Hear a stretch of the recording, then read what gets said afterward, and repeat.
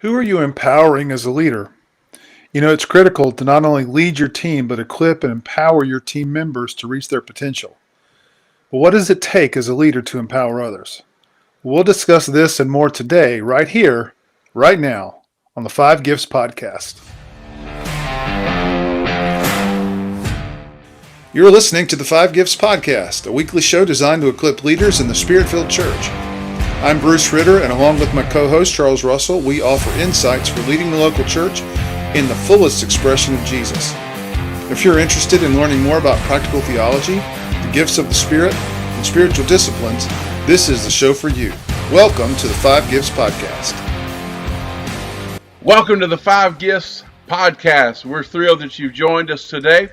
While you may see us on the podcast episode today, we are actually in the air somewhere between London, England, and Nairobi, Kenya, on our way to conduct some pastors' conferences and training. And so we are on our way. We are en route, and we look forward to bringing you some live updates possibly on the next episode. But we're glad that you're here with us today. Bruce, how are you doing? Doing great, Charles, and excited to be with our podcast listeners today. We are traveling. It's a long trip, but this is exciting for us to be able to do our missional model conferences. We've expanded from the Dominican Republic. Still got a lot going on there, but headed to Kenya, and right in the middle of the holiday season. What a great time! What a great time to leave your family behind and go do missions. I say that tongue in cheek, but I miss my family today. Obviously, I know Charles, you do too. But at the same time, we're excited to go through an open door we believe the Lord has given us in Nairobi, and who knows where that might lead. So pray for us if you would. If you have a moment, remember us in prayer as we're ministering this week. We would greatly appreciate that. Charles, we've got a brand new website that brings together a lot of what we've been up to for the last couple of years. It's fivegifts.org, and we'll talk more about that maybe later. But we want you to know that there are ways that you can not only go to that as a hub of information for what we want to offer leaders and church congregations, but you're going to find opportunities on there, both for maybe your local church or maybe a missions team within your church, to be part of what the Lord is doing in the nations. And, it's something that we see as becoming much larger than us, and we're going to need teams. And so we want to invite those like-minded people that want to see the five gifts of Jesus in the local church throughout the nations. And so I'm looking forward to talking more about that. But today we are talking about empowering others, and John Maxwell defines empowerment as giving your influence to others for the purpose of personal and organizational growth. It really is how we share ourselves, both our influence, our position, our power, and our opportunities with others, by investing in their lives so they can reach their potential. Charles, tell us, though, what does it mean to empower others? Well, it is an important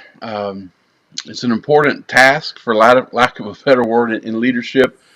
Our leadership is multiplied as we empower others. Kind of maybe a good visual to begin with is that people under the influence of an empowering person or an empowering leader are like paper in the hands of a talented artist. A talented artist can take just a random, ordinary piece of paper that really doesn't hold a lot of value to the common person. Certainly, in my hands, a piece of paper is not valuable, but an artist, a talented artist, can take art tools, a pencil, pen, and begin to sketch a drawing. And in the hands of a talented artist, can turn an ordinary,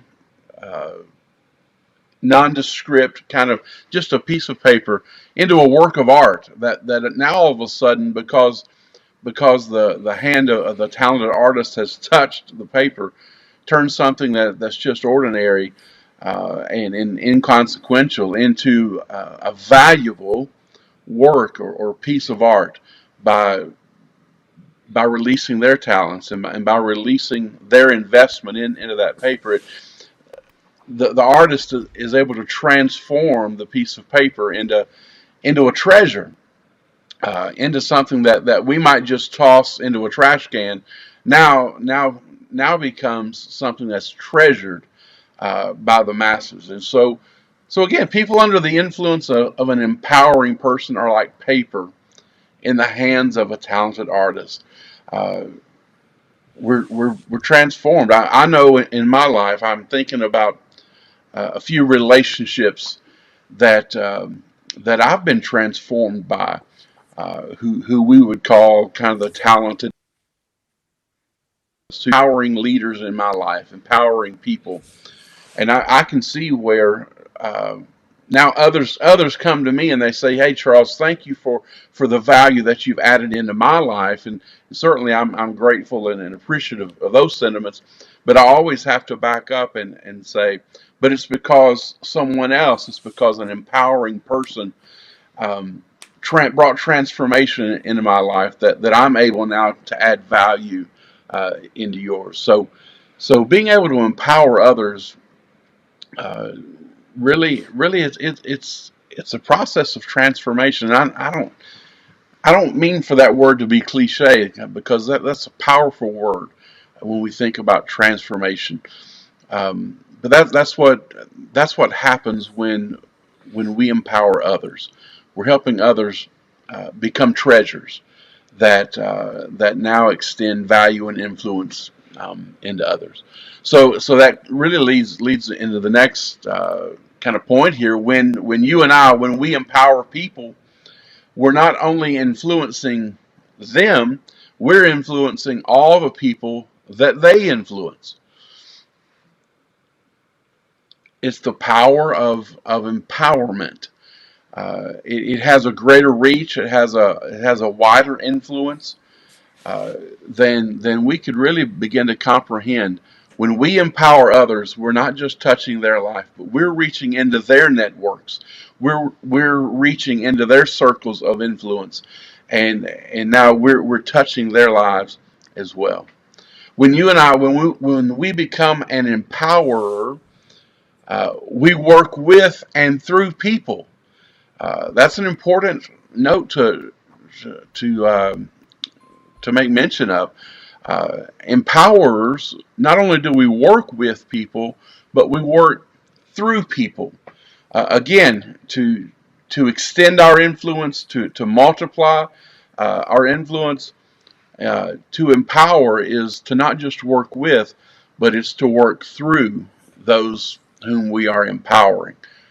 The act of empowering people changes lives, and it becomes a win-win situation for you and for the people you are empowering.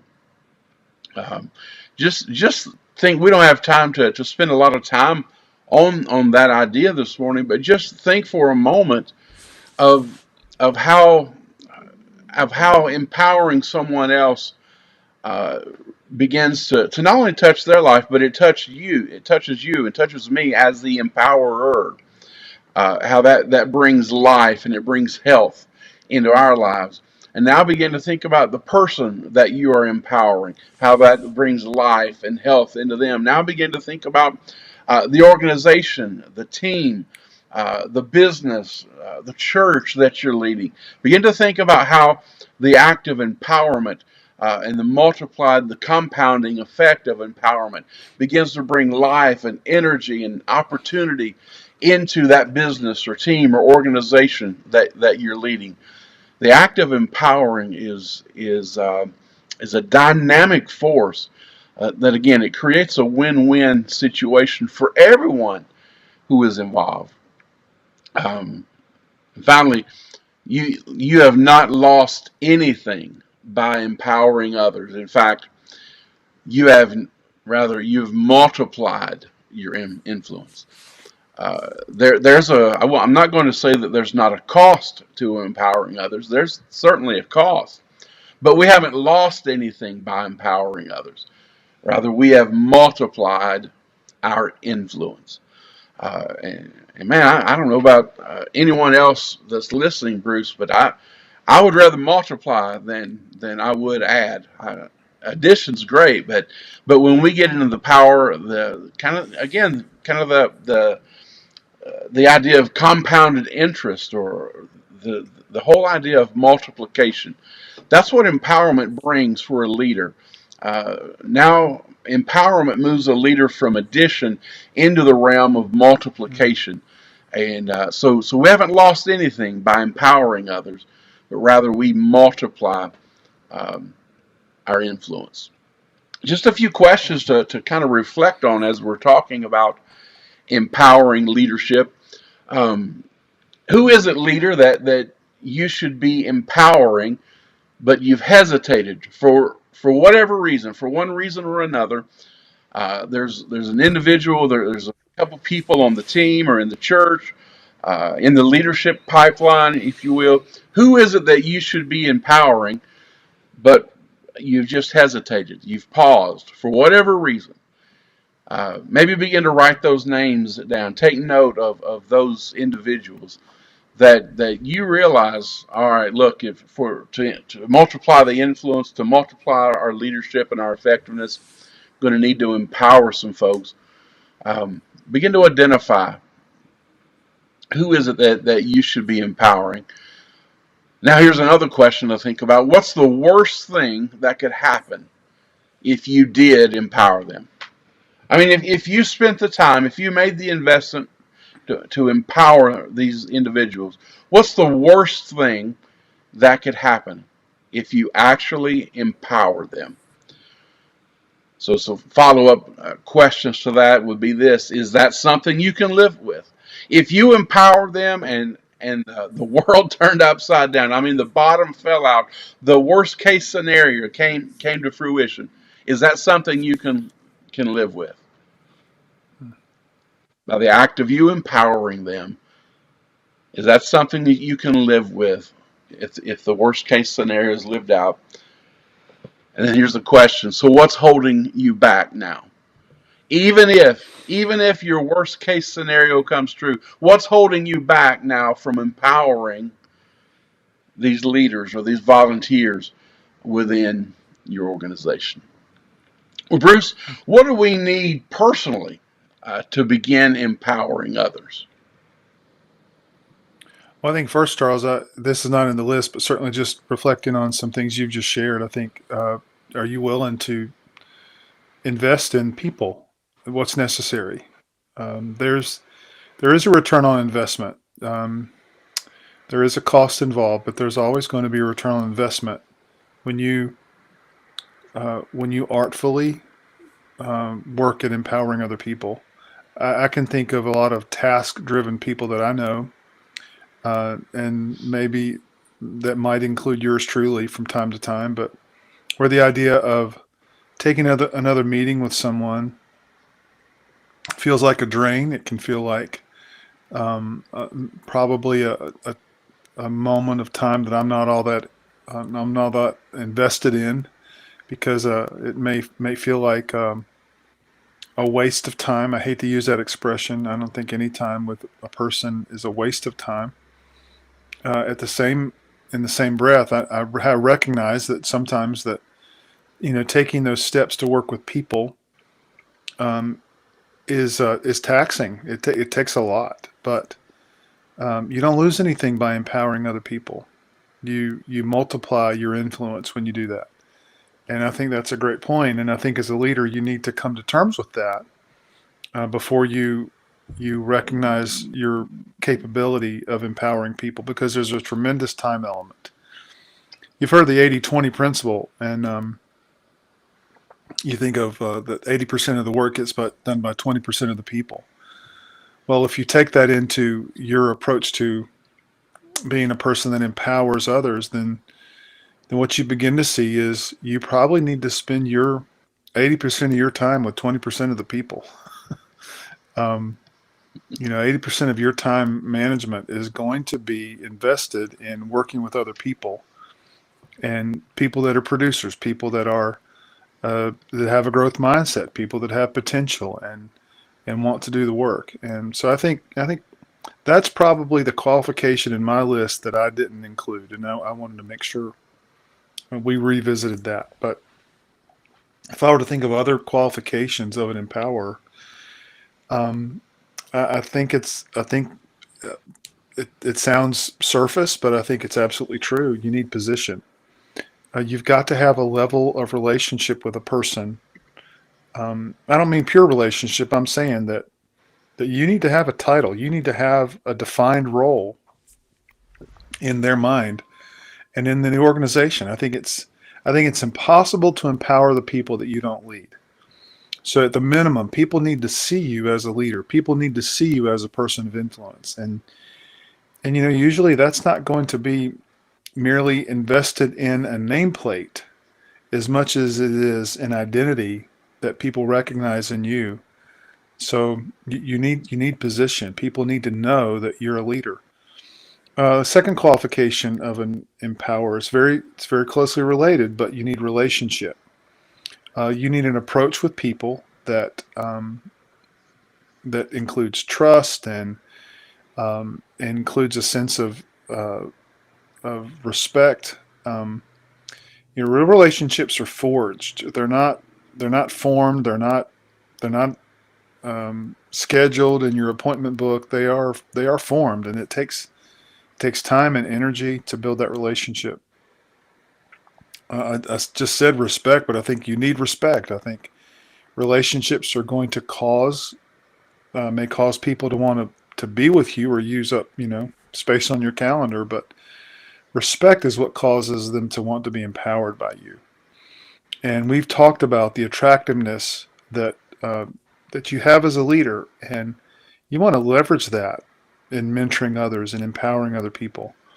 You have an attractional quality about your life as a leader, and just learning to invest in people is going to elicit a respect. I think that's essential to being a capable empowerer in their life. And then finally, I think you need commitment. This may tie into what I said initially, but yeah, it's how dedicated are you to the process? I mean, if you're content to just a status quo with your team's output right now or your church's output right now, then you probably don't need to listen to any more of this podcast. But you need commitment. You want to be dedicated to the process of upping the game and helping other people reach their potential. So we're really talking about, as an empowerer, you're becoming a catalyst for improvement in their life, and but that takes a tremendous amount of dedication. And so you may want to think if there's anything causing you to hesitate, if there's anything causing you to shrink back from taking on the role of being a more hands-on person of empowering others. I think you want to come to terms with that, because it's not something you want to jump into willy-nilly. Some questions you might want to ask yourself is: number one, do I value people in my organization and see them as the most important asset? If you think your time is the most important asset, if you think the resources of your organization, your capital, are the most important asset, then don't bother trying to empower other people, because your focus is not where it needs to be. You need to understand that your people, if you understand that your people are the asset of your organization, then if you answer that in the affirmative, then you're ready to start thinking about a relationship with them that's built on improvement and empowerment. Secondly, you want to ask yourself, do I believe that empowering others leads to greater success than individual achievement? One of the greatest factors for harnessing your team is looking at ways to help develop them as leaders and develop their potential. So if you firmly believe in that, then you're ready to get started. Thirdly, are you actively seeking out potential leaders to mentor and lift? And one of the challenges, I think, as a leader is looking at yourself as not not in the sights of other people that are wanting your job, but actually elevating people so that one day they're capable of taking your job. That's a growth mindset shift that we'll talk about in shortly, but that's certainly a question to ask.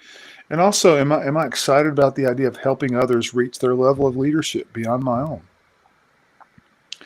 Am I willing to invest time and energy in developing people with leadership potential? Am I happy to let other people take the credit for the things that I'm teaching them? Do I give others freedom to express their unique personalities and approaches, or do I feel the need to control everything? Am I willing to publicly support and share my authority with future leaders? And then finally, am I open to the idea of allowing others to take over my role and responsibilities, knowing that it's for the greater good? That's that passing the baton of leadership to those that we empower, and again, genuinely cheering them on, being in it for their success. So, Charles, those are just a few thoughts. But how can we as leaders not only inspire, but actively empower others to reach their potential? Maybe we can talk about that process. Sure, sure. We absolutely we want to help empower others to their potential, and so a few steps that we can use to guide us as we empower others would be, first of all, we need to evaluate them. There needs to be some type of evaluation. We've got to answer the question, what are they capable of? What are they capable of? And so we can look at these areas when we are evaluating. Number one, knowledge. All right. What do they need to know? What do they need to know? What's the knowledge they need to know? Secondly, is skill. Do they have the ability to fulfill the job requirement? As we're evaluating, we need to take inventory of their skills. Is their ability there that will allow them to fulfill the job requirement? And third is desire. It doesn't matter how much knowledge or how great of a skill set an individual has. If they have no desire to do it, listen, success is out of their reach. Success is not in the realm of possibility. So, what kind of desire? What's the level of desire there as we're looking to empower people? Again, the first step we want to take is to evaluate, and that includes knowledge, skill, and desire. So, we want to look at kind of a three-pronged approach in our evaluation. The second step, as we move from evaluation, we want to begin to model for them. We want to model for those that we're desiring to empower. Listen, it's just a fact of life, and it's a fact of leadership. People want to know what you expect. As the leader, those that we're empowering, they want to know what it is we expect, and so we have to model for them. Uh, it's one thing to teach it, but being able to model our expectations is so much more powerful. If you expect people to be on time, then maybe I'm just going out on a limb here. Maybe as the leader, I should be punctual. Maybe I should be on time. Um, and so whatever the expectations are, yes, you need to have that as an informational piece, but you need to also be able to model and demonstrate your expectations. You need to be, and I need to be living out those and meeting those expectations uh, while I'm teaching and kind of casting the vision for what we expect and what we desire to see in this process of empowerment. So evaluation, and then we want for those that we're empowering what our expectations are. A third step in this pathway of empowerment would be give them permission to succeed. Give them permission to succeed. It's critically important. And here's how we can do that. So again, number one is we expect it. What do we expect? Cast the vision with encouragement. All right, so we're giving people permission to succeed by casting the vision of expectation, and we're positive. We're being encouraging in that vision casting process. So expect it. Secondly, verbalize it. We want to repeatedly tell them what is expected. So verbalize it. And I would even say in our repeated communication, try to be creative. What are some creative ways that we can communicate this? Because you're going to get sick, and I'm going to get sick and tired of saying the same things. But people need to hear. There's something in the power of repetition. So creatively communicate what is expected as we verbalize it. And then third, reinforce it. We want to reinforce our expectation, how we verbalize that, and now we're going to reinforce it. And the way we can do that is to offer recognition for a job well done. Um, so it's kind of an element of feedback, if you will, there as people are meeting the expectation, as they are rising to the occasion and doing what we've been verbalizing. We want to reinforce that with recognition for, again, for a job well done. Being positive in our empowering leadership, and celebrating with people, celebrating their victories in this process of being empowered, goes a long way. It goes a long way in multiplying our leadership and our influence. So again, giving people permission to exceed, in that, again, another three-pronged approach. We want to expect it, we want to verbalize it, and then we want to reinforce it. So, Bruce, any thoughts or any additional items you would add as we're talking about how we're empowering people? Yeah, and just Charles, to touch on just what you shared, I think those are three critical points and very good insight. By casting vision, and verbalizing it, I think it's so important to be clear and specific on what you're looking in terms of what does the success look like. And when people know what you have not only cast vision for, but the steps to execute that in a good manner. I think when you reinforce it, you already elevated the value up of how important these things are, and so it really keeps a cohesive sense of what you're looking for in the output, and so I think that's really important. As far as what I would add, I'd say, there's going to come a moment in empowering others that you have to transfer authority. Authority is not by position. Authority is given when you've genuinely empowered someone, you give them the challenges that you know that they can meet, so they can experience some success. A few years ago, I made a decision, in terms of the preaching ministry of our church, that I was going to share the pulpit with one of my associates, and I think he has a tremendous. He's not on staff now; he's moved on, but had a tremendous gift for teaching, and so I'm pretty guarded in our pulpit. There's a certain standard that I want, and I think that was a little intimidating for him in the beginning, but you know, uh, because I had taken the time to work with him on sermon ideas and to talk to him about expectations, and had cast some vision for him. I think when the time came, and I gave him the reins for that Sunday morning, he really began to take that, and you just saw the growth in him as a communicator. And so when you begin to give people the opportunity, then you're giving them a sense of authority, and you're not hovering. You're not you're putting them out there after the input and the training and the investment, and ready to watch them succeed. So that's going to become a critical moment when you start transferring authority.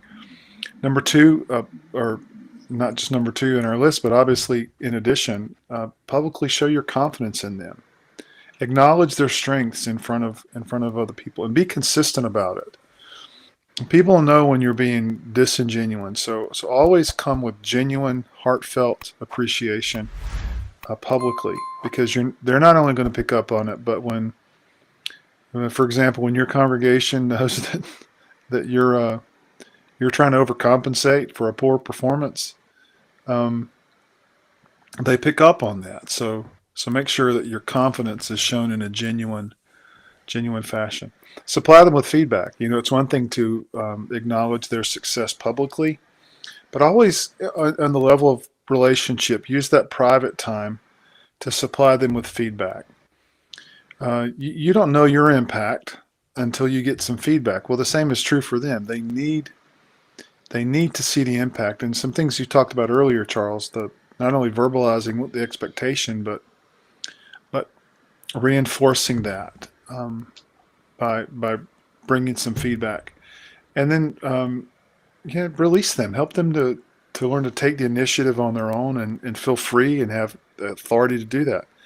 Allow them room to succeed, and I think you'll find that you're going through the process of empowering people in a way that is productive, it's measurable, and they can proceed with a sense of confidence, not only of themselves, but they're going to sense that you have confidence in them, and that's vital, I think, to genuinely empowering people.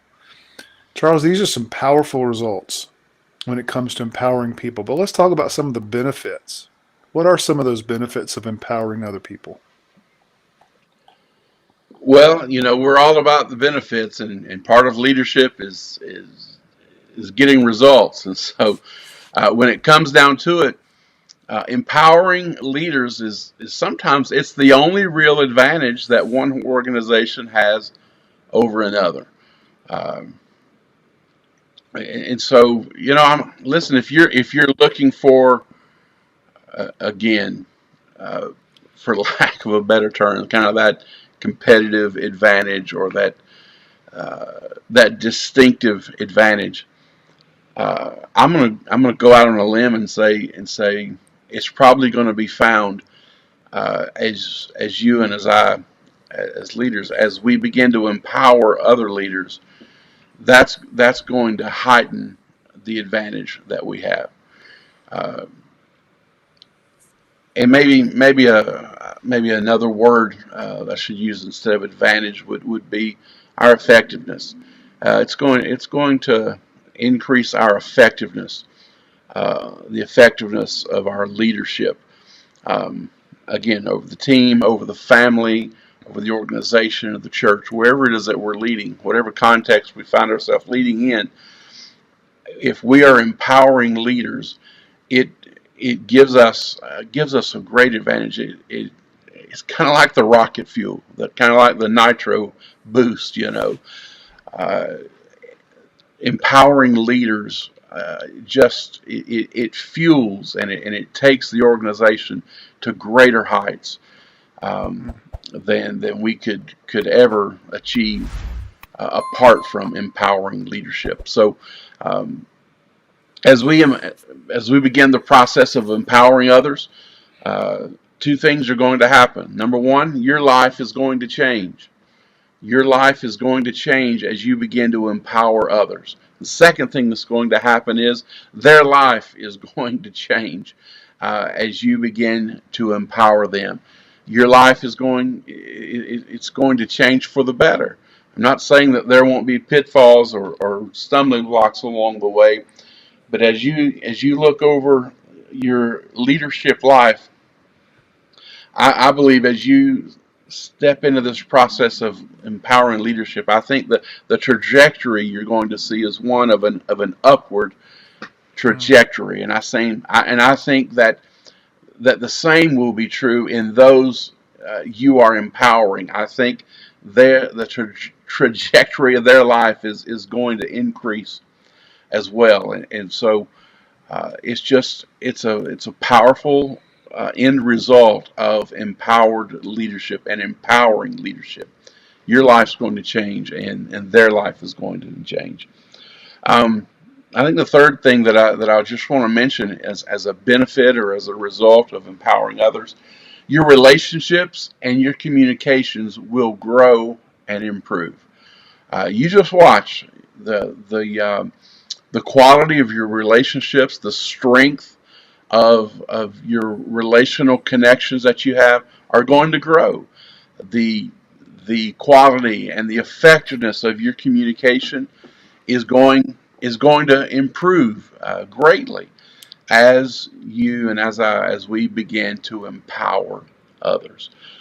Bruce, any other benefits that you may can think of, or as we're talking about Charles, empowering? you know, my thought was, because churches, we're not competitive organizations, or we're not called to be competitive Yeah, with one another. We have a common mission. But I just want to say, and I want to say this with as much humility and sobriety as I can. Um, Pastor, if you do this, if you will build a culture of empowering others in your ministry and in your church, you're just going to be doing something that very few churches in your area are doing. I'm not saying you're out to compete with them and be better than them. Please don't misunderstand me. yeah, But there's a sore lack of empowering others in the local church. Pastors are doing the work, and I got to tell you, we are insufficient to do the work.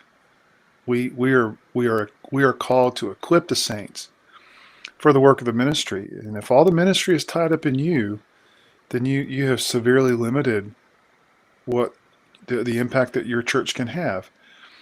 And Charles, I'm going to go even further. I'm going to say I know very gifted leaders, very capable leaders, very strong leaders that haven't taken the necessary steps to build a culture of empowerment in their church. And you're going to find in their very same community, they're going to find there are other churches with not as capable leaders, but have done a better job of equipping people. And there's going to be a difference in the health of those two churches. And that's a tough pill to swallow for a pastor. And so taking that on with a sense of humility and recognition that the calling of Jesus on your life is actually to do what we've been talking about today. And I think once you come to that realization and you're ready um, to repent and turn and start into those kind of behaviors as a leader, you're going to be better for it. absolutely, absolutely. And uh, so, short of giving the altar call this morning, Bruce, you brought us to a place of repentance. Brought me to a place of repentance, and so Yeah. uh, I've got both hands raised uh, in that regard. So leaders, man, listen to what Dr. Bruce is telling us today, because and really I'm serious. Take heed Yeah. to the wisdom that Bruce is sharing moments. It's not that we're not competing against other churches, but we are to be good stewards, and we don't use that word steward. So we're to be good managers. We're to be good managers of the calling, of the gifts, of the responsibilities Christ has given to us as leaders Amen. in His church, and we've got to take the lid. We have to take the lid off of our churches, and the way to do that is to empower the people. Um, Amen. is to empower the people that Christ has entrusted us with to build His church, to advance His kingdom, and empowering leadership does that. So, well, aside from getting on my soapbox, I don't want to step on what Bruce has eloquently placed before. So I will say this: thank you so much for joining us today here on the Five Gifts podcast. Please remember to like, to follow, to subscribe, to share. do everything you can to help spread the word, increase the influence of. We want to empower you to help increase the influence of what we're doing and what God's allowing us to do through the Five Gifts podcast. Remember our website. You can go to fivegifts.org and see all the wonderful things that God is doing through this ministry. You can reach out to Bruce at coachingcardia.com. And Bruce is a phenomenal spiritual life director, spiritual life coach, and he will lead you through a process of empowering leadership coaching that will be transformative for you, for your organization. You can reach me at charlesrussellministries.com if you have issues that are church related or ministry related. charlesrusselltraining.com, and we would be glad to serve your organization as well in that regard. So reach out to us. We'd be glad to be a source of or a catalyst of change for you or for the teams that you lead. Well, I think the fasten your seatbelt lights coming on. We must be getting close to Africa, so it's almost time to land. We've got to go. We'll see you next week right here on the Five Gifts podcast. You've been listening to the Five Gifts podcast. If you would like to take the next step as a spiritual leader, we invite you to visit either of our websites or contact us for leadership coaching. We can help you reach the next level in your own growth and leadership. We provide leadership, spiritual gift, and personality assessments that give you a better grasp of your leadership style. And we also create a customized growth plan that empowers you to reach your full kingdom potential. We can't wait to hear from you.